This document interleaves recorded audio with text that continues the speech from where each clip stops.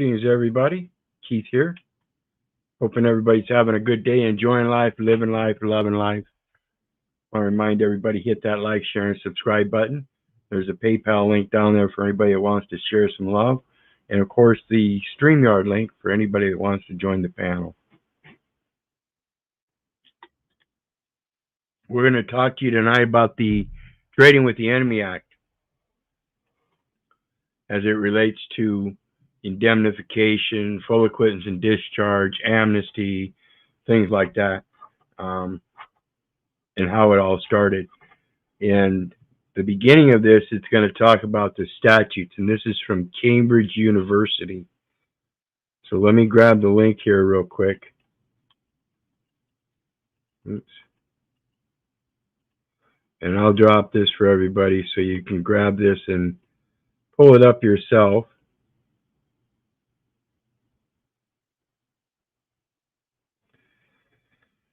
And what we're talking about here, like I said, it's Cambridge University.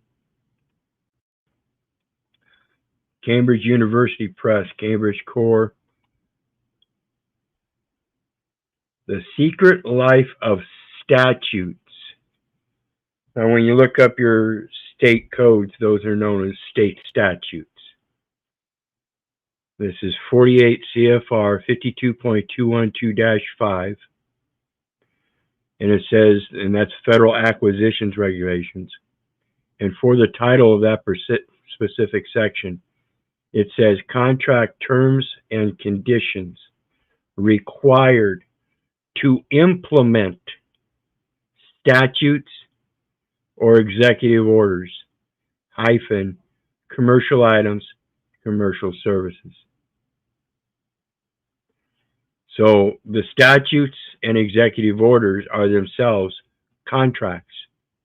You read them as contract terms and conditions of an overall contract, of which you have to take an oath in order to then be licensed. And this is an identification system to make sure that you're not trading with an enemy. Interstate Identification Index, managed by the FBI. Federal Bureau of Investigations, like we spoke of last night. Abstract. Well, let's first read. Yeah, abstract. This is 16th of May, 2018.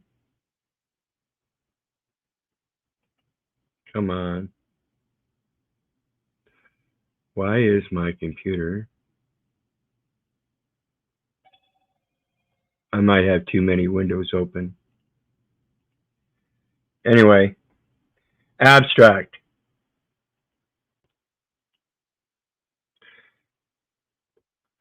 Abstract. 1917, Congress passed the Trading with the Enemy Act to prevent trade with Germany and the Central Powers.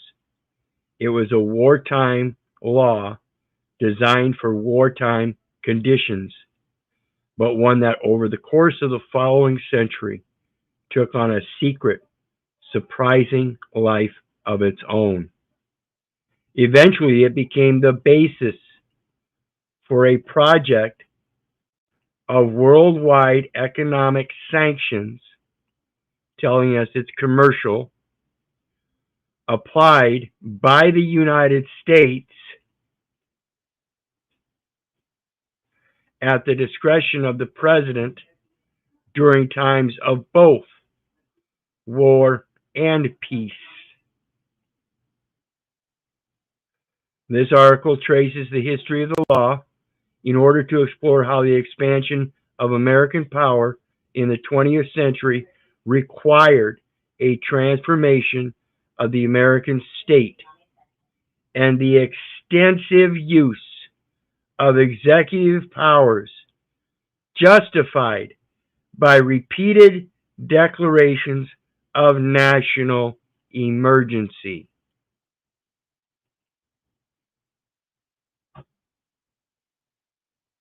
October 6th, 2017 marked the 100th anniversary of the Trading with the Enemy Act. What began as an effort to define, regulate, and punish trading with the enemy in the context of congressionally declared war of limited duration has transformed over the decades into a broad writ of executive authority to wage economic warfare against loosely defined enemies virtually anywhere and at any time. I want to ask everybody in this great nation of America, how comfortable do you feel that at the request of a clown in a suit with a badge, that he demand identification and you cuck up and give it to him? Now, the only reason you would do that is because you already bowed down to a false patronymical king and got an ID through the state because you didn't know how to declare yourself. My opinion, of course. Tracing this history sheds light on what might be called the secret life of statutes, the way the laws survived beyond their initial moment of creation, to be revived, reworked, and redeployed in later times of need. Did you know in the 1920s people were walking around and taking vaccinations and wearing funny masks because they had a pandemic back then too?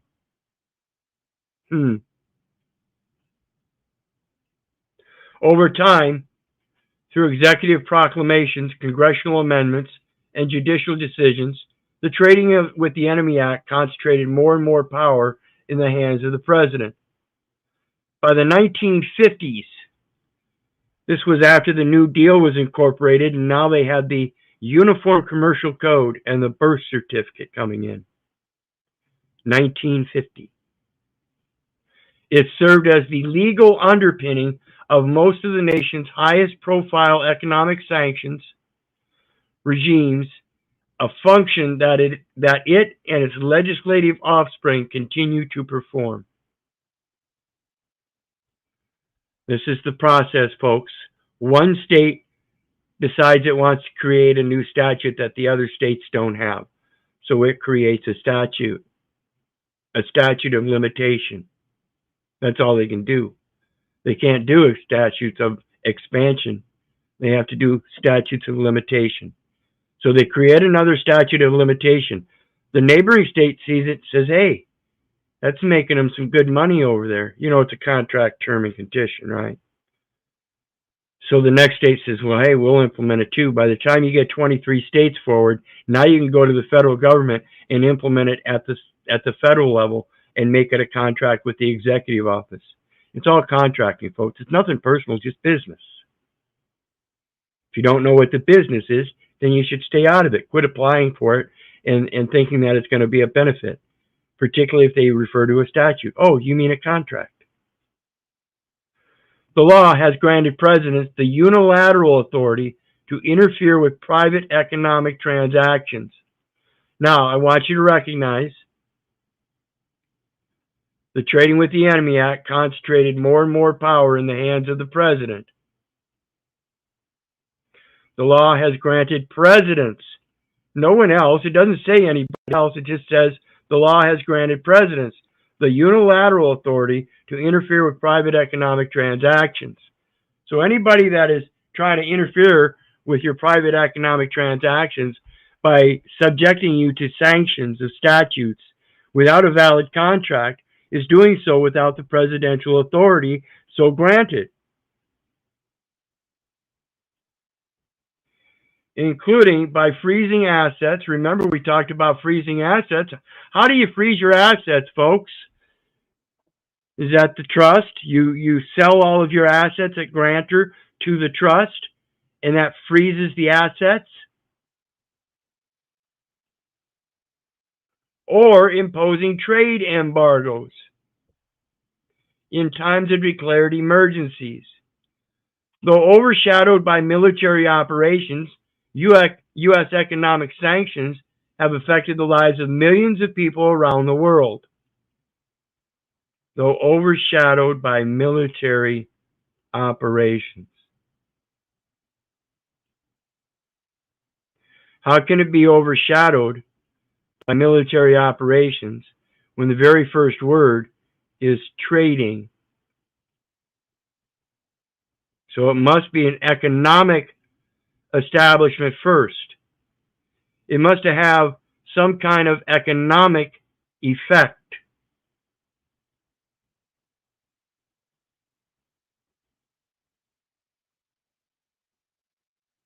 See, the public economic scale has nothing to do with my private rights. So even the Trading with the Enemy Act does not apply to myself.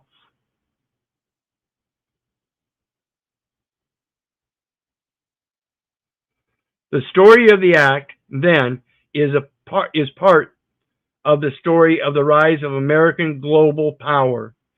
So if you think there's a one world government and it's not the American global power, then you've been misled. That's their intent. And the legal and government foundations that made possible its exercise. Great job.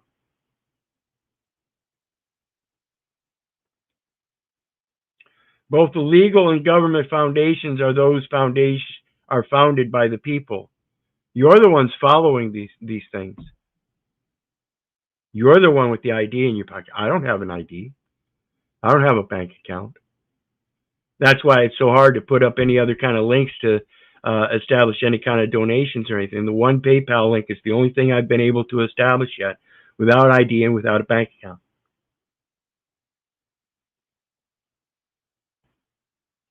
Anybody else do that?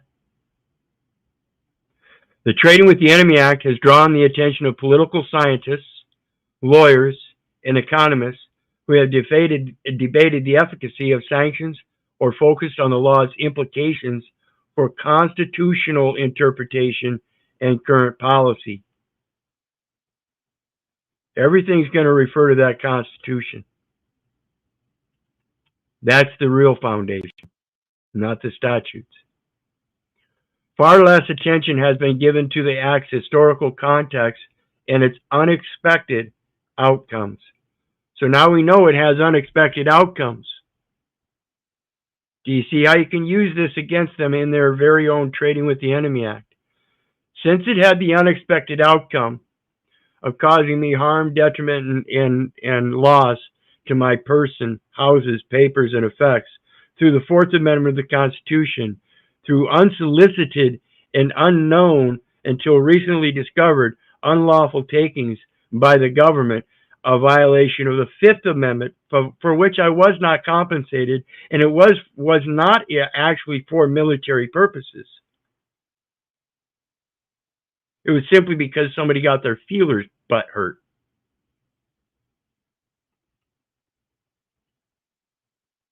Historians have chronicled a few of the episodes of heightened activity that have punctuated the history of the Trading with the Enemy Act.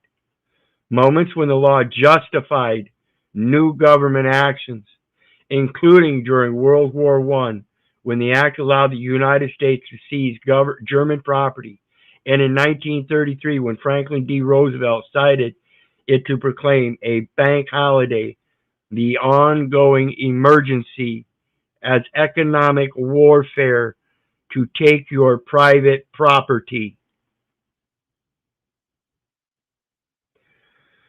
Some also note that the Trading with the Enemy Act justified freezing Japanese assets and the assets of European countries occupied by the Axis before Pearl Harbor. So you suppose maybe the actions of freezing Japanese assets might have been an instigating party or instigating element of a participation of the United States? You suppose maybe Japan bombed Pearl Harbor for a reason? I mean, doesn't the American government call its people assets themselves? So couldn't it be taken that, and we saw this, that afterward they made concentration camps? Don't be misled.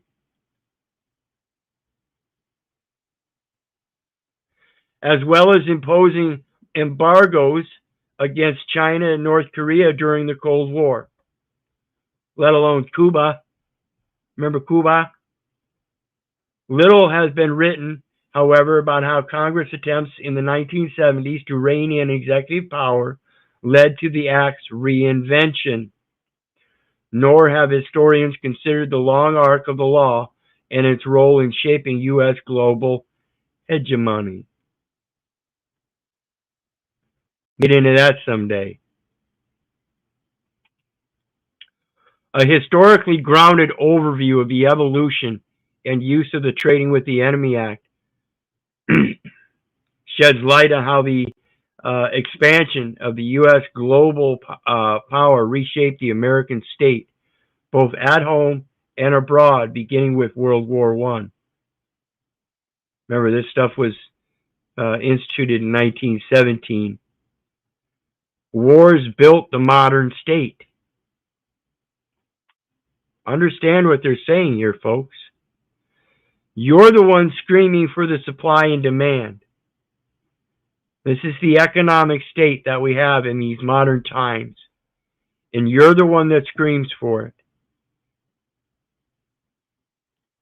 Scholars often remind us, and military moments have led not only to larger bureaucracies, increased taxes, and widened state authority, but also to new ways to mobilize citizens to serve as private arms of state power. Tell me again how I'm misreading this stuff when they're the ones writing it. Anybody?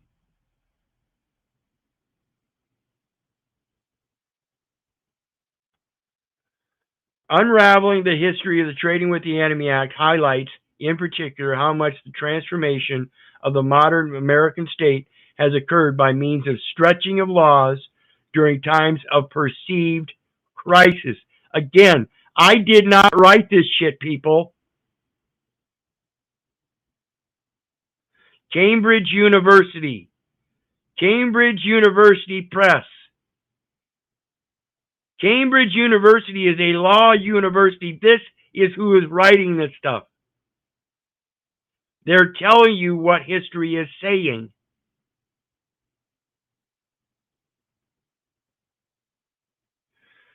The Trading with the Enemy Act served as the statutory foundation for the nation's emergence as what might be called a sanctioning state. A sanctioning state by using policies known as statutes. A police state. Statist, I see. Statist, I see. Statist, I see. Statistic.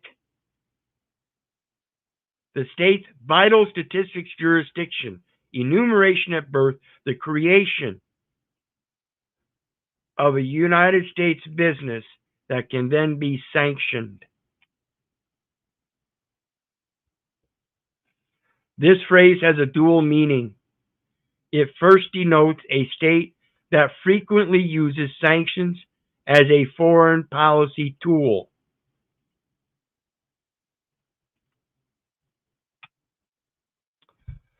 Foreign policy tool, not a domestic policy tool. So what are they doing? Using against a domestic United States business.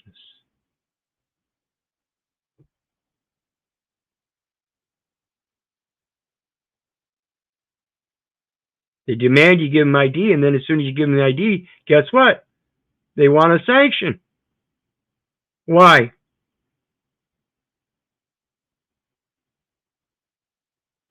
Since 1945, the United States has been the world's leading user of sanctions, imposing them often unilaterally against nations and individuals that have expropriated the property of U.S.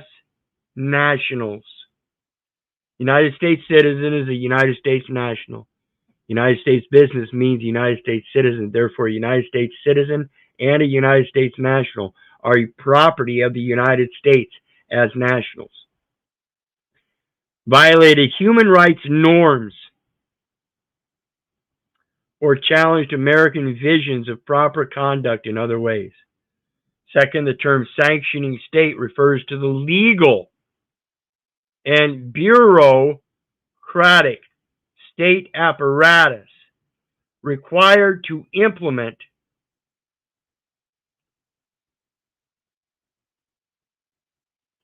contract terms and conditions required to implement and sustain sanctions regimes over months, years, and in some cases, decades. Gentlemen sitting in prison are there because they've been sanctioned through implementation of state apparatus, through legal and bureaucratic sanctions, because they have contracted with the state and then violated that contract. And yet the state can't bring that contract forward, because then it would show that the person that they contracted was not an eligible contract participant.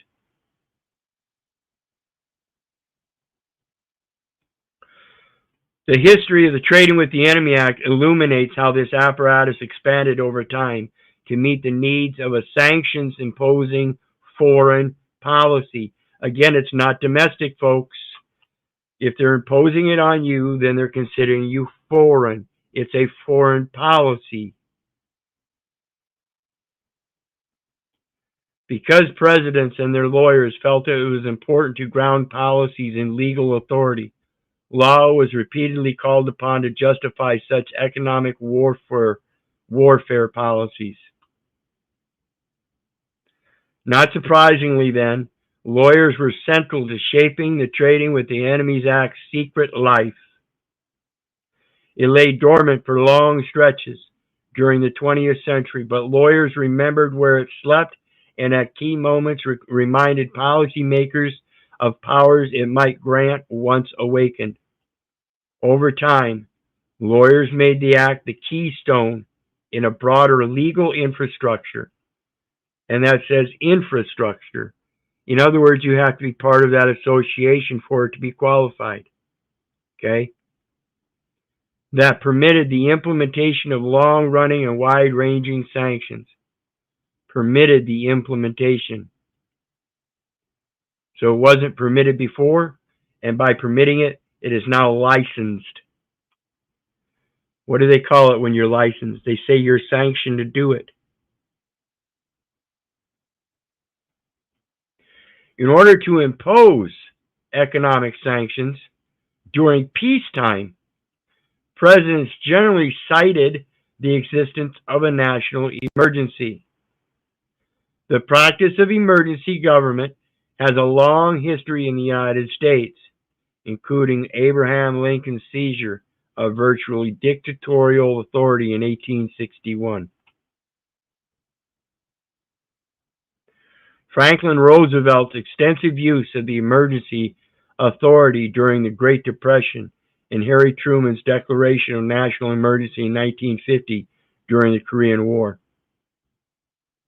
From 1976 to 2004, presidents declared another 38 national states of emergency, not including those responded to domestic natural disasters. By the end of 2017, the 28 separate declared national emergencies remained in place.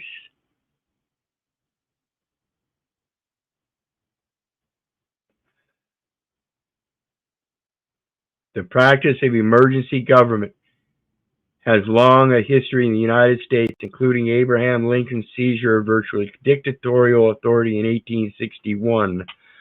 The Lieber Code, Article 10, martial law chiefly affects the police and the collection of public revenue and taxes for the invading forces or the expelled government, its army, the safety of its army, and the safety of its operations. That's what we're dealing with. It's a standing army under soft martial law. The aggressive use of national emergencies, most justified under the Trading with the Enemy Act, contributed greatly in the 20th century to both the expansion of presidential powers and the development of what amounts to a permanent state of war.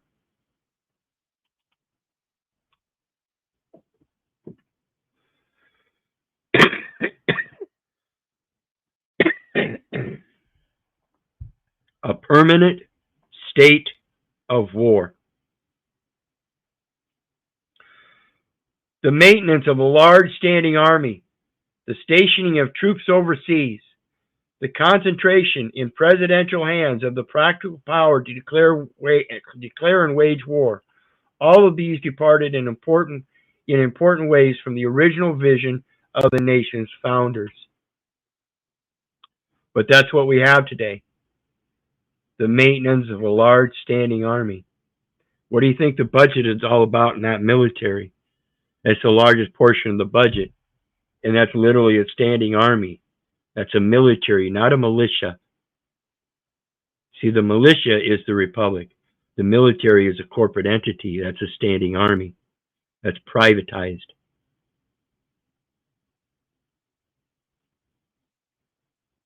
The story of the Trading with the Enemy Act shows how the creative application of statutes advanced this dramatic transformation and emphasizes the role of statutes in shifting the practical meaning of the Constitution over time. It also highlights how these changes have been produced through political contestation and cooperation between Congress and the executive. They know exactly what's going on. They know exactly what they're doing, folks. Do you? Oh, but then none of that's important. That's why you go out and vote still. That's why you still got an ID in your wallet. That's why you're still banking with the bank instead of establishing a trust account with the proper authorities. Providing your own accounting.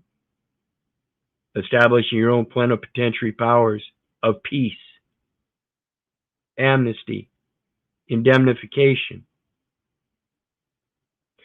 The basic contours of the debate over emergency rule are little changed since two political scientists staked them out in the 1940s. In 1947, Princeton professor Edward Corwin lamented that the combination of two world wars and the Great Depression had transformed a constitution of rights that protected individuals into a constitution of powers that concentrated authority in the national government in general and the executive branch in particular. Corwin traced the origins of this change to 1917. The modern constitution of powers, he claimed, was merely the Constitution of World War I, adapted to peacetime uses in an area whose primary demand upon government is no longer the protection of rights, but the assurance of security. States of emergency, Corwin suggested, had stripped Americans of their fundamental rights and reduced the republic to a quasi-authoritarian state. States of emergency, Corwin suggested, had stripped Americans of their fundamental rights and reduced the republic to a quasi-authoritarian state.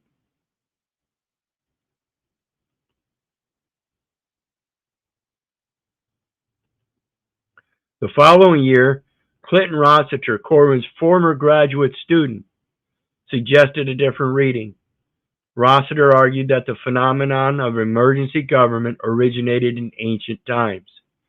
Constitutional dictatorship, he argued, was a necessary and potentially beneficial component of constitutional systems. During times of acute crisis, even democracies needed to arm the government with enhanced powers in order to survive. So when you have a military supporting a democratic government and the militia in its republic form can't stand up and throw out that despotic government because that despotic government is saying that during times of acute crisis, even democracies needed to arm the government with enhanced powers in order to survive. If that's the very government you're trying to throw off, that's what they're trying to do, is make sure they survive. So they have to enhance their powers. That's beyond their power. They do not have the power not given to them by the people. Do you understand what's going on, people?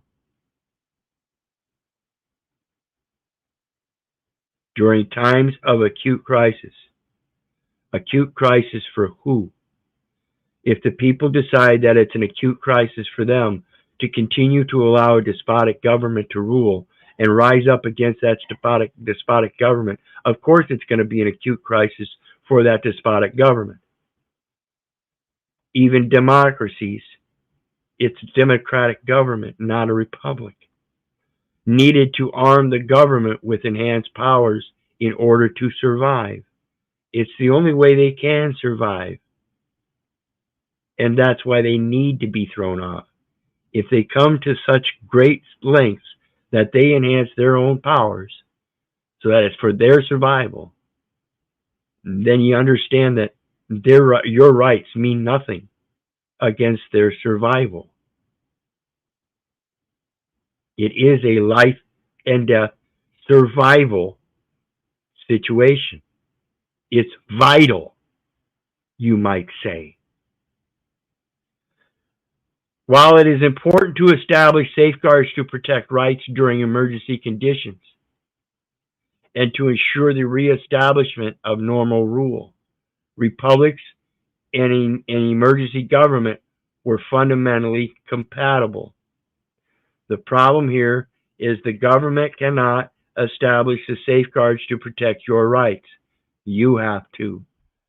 You have to establish the safeguards to protect your own rights, and then you can empower the government to do so with and for you.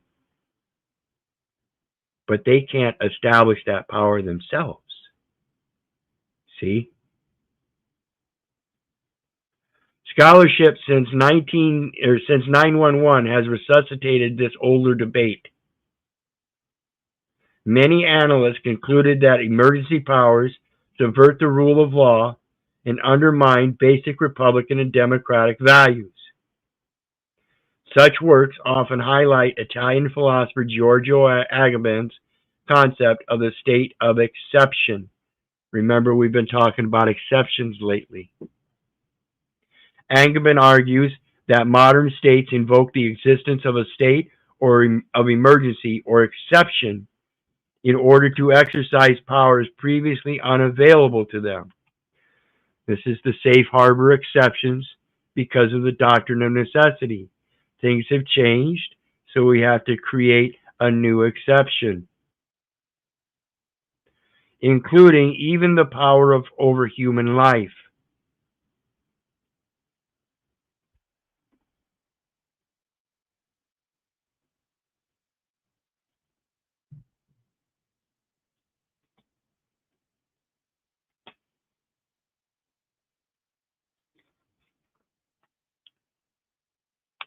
Let that sink in. When does a government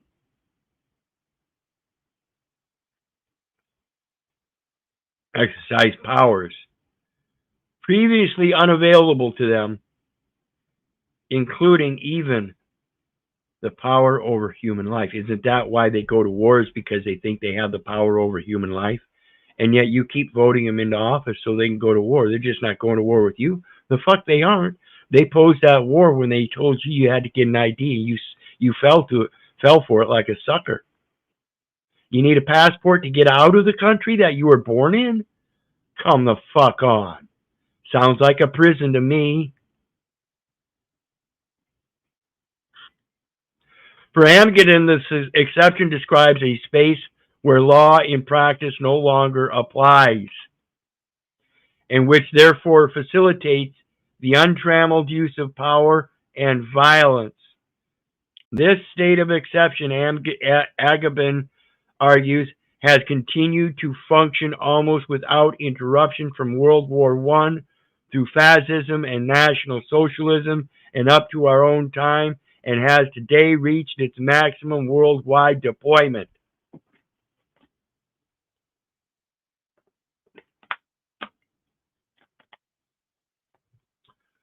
(2017) article, folks. Cambridge University Press.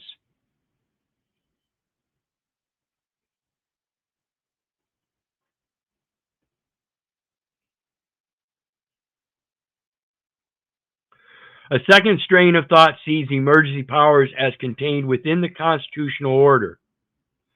To say that emergency powers constitute an exception to the law is to suggest that a normal, non-exceptional law reigns the rest of the time.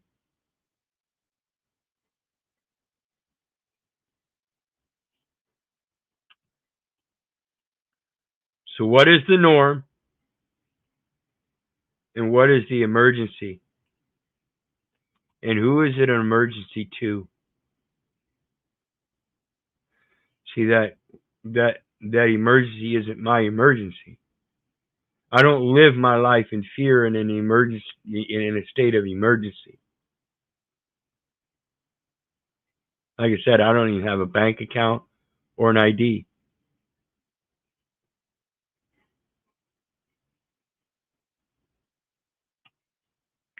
Some legal scholars have argued that rather than interpreting emergency powers as the absence of legality, it is better to imagine them as a parallel form of law. In her study of European empires, for instance, Lauren Bent suggests that pockets of legal anomaly created in empire appear more often as pattern variations of legal ordering that is as instances of exception.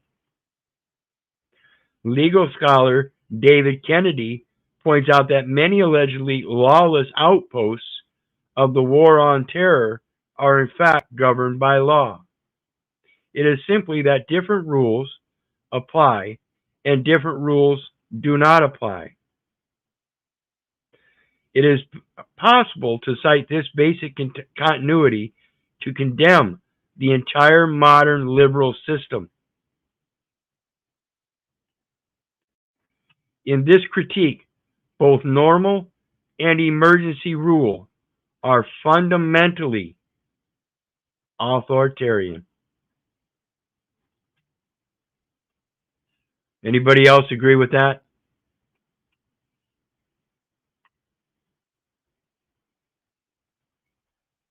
Yeah, so it doesn't matter if it's non-exceptional law. Even if it's a normal law, it's still authoritarian. And I'll refer to, what was it? I have to refresh myself. Romans 2, verse 14. For when the Gentiles, which have not the law, do by nature the things contained in the law, these, having not the law, are a law unto themselves. So we don't need somebody else to pose a law for us. We don't need the authoritarians. Even though they pose themselves as authoritarians, we have this equal station life where we can show where we get our authority as our own authoritarian. People said all the time when I was younger, you seem to have a problem with authority, young man. No, I don't have a problem with authority. My problem is that you think you have authority over me when I can handle my authority pretty goddamn fucking well myself.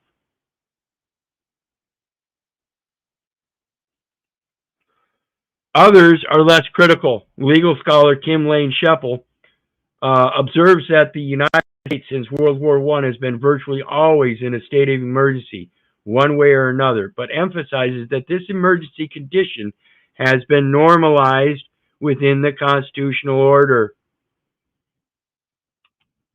Absolutely.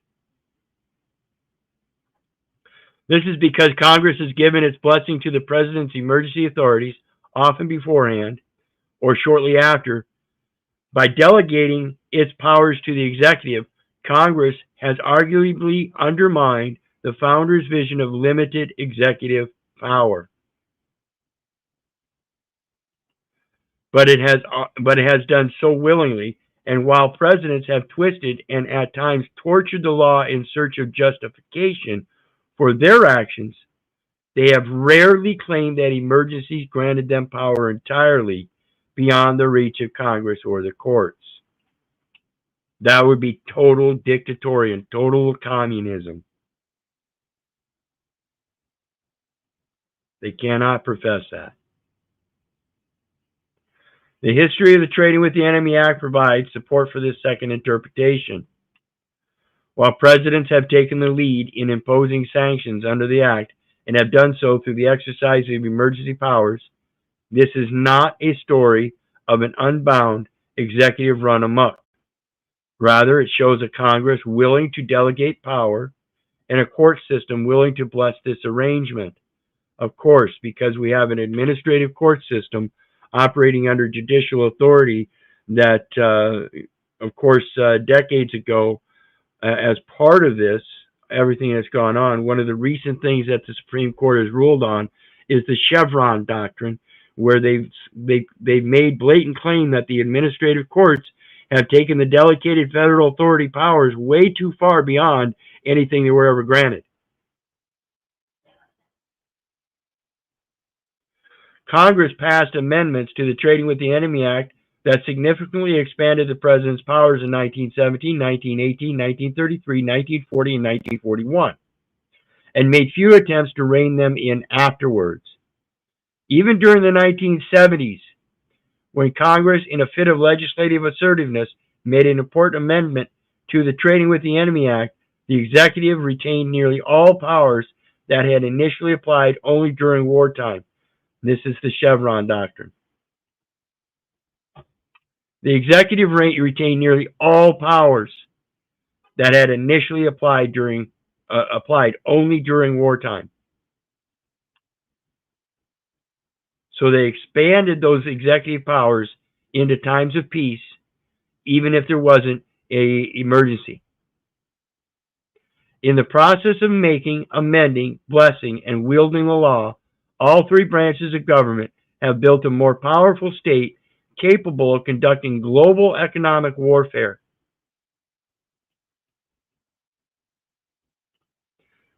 Even during times of peace. Now, why would you want to do that? So why would you want to make such a statement? Because to have a global economic warfare means that you can manipulate any other country. And again, this is America stating this. This is the one world government. You know where the UN is located now? In New York.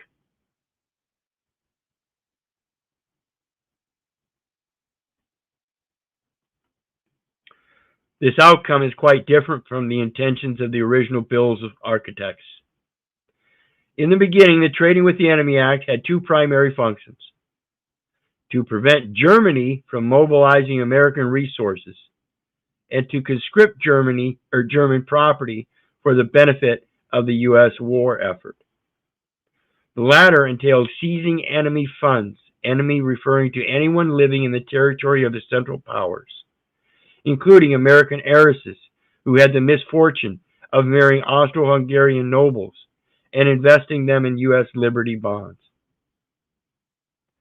So, American heiresses, they weren't taking them from the foreign powers. They were taking them from the American people that had some kind of relation or connection to them as a matter of statutes to seize that property because it was relative to some foreigner.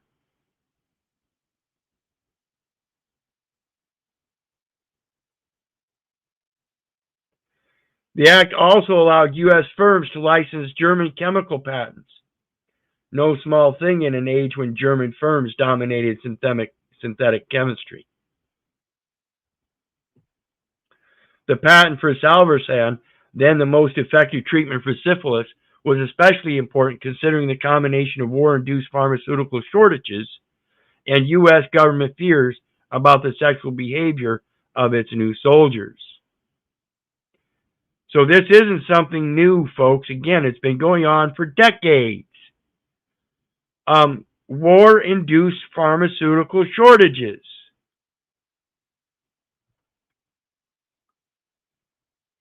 Come on.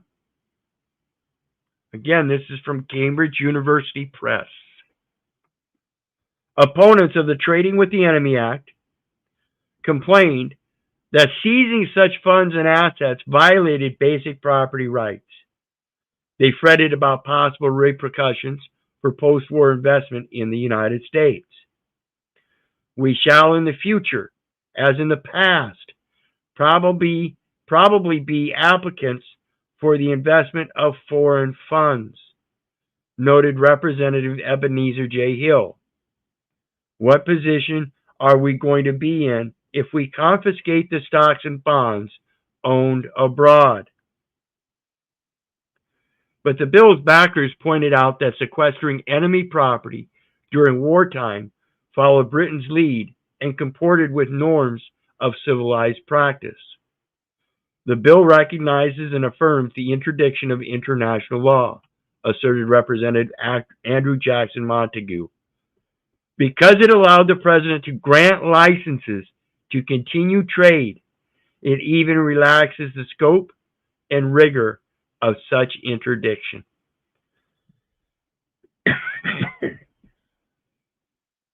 In other words, if you get your grant from the president, who is to question that? Now, I'm not saying that you should apply for recognition by the president, but we should also recognize that if you are all children of God, then who doesn't recognize that? And why is it I need an ID supported by the president?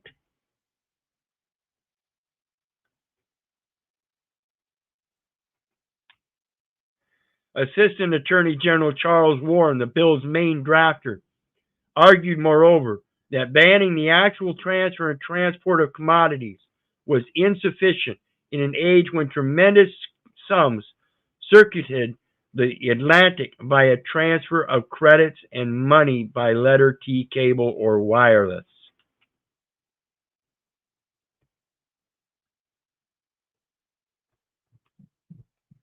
So instead of banning the actual transfer and transport of those commodities, they came after them and seized them. Having just emerged because they couldn't have any, it wasn't sufficient. Having just emerged as the world's chief financier, the United States had immense economic power. Now tell me how the United States is a government if it's a chief financier as a United States corporate entity. Again, 28 U.S.C. 3002, subsection 15, you read it, ABC, it's going to tell you it's a corporation and not a federal government. And it consists of the agencies, departments, This war is to be won as much by dollars as it is by men and guns, said Republican John Jacobs.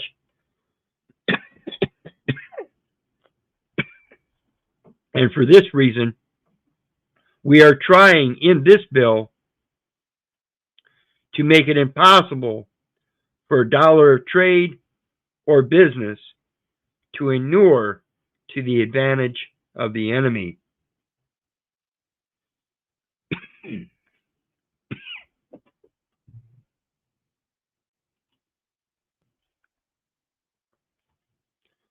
So they're trying to limit their own dollar.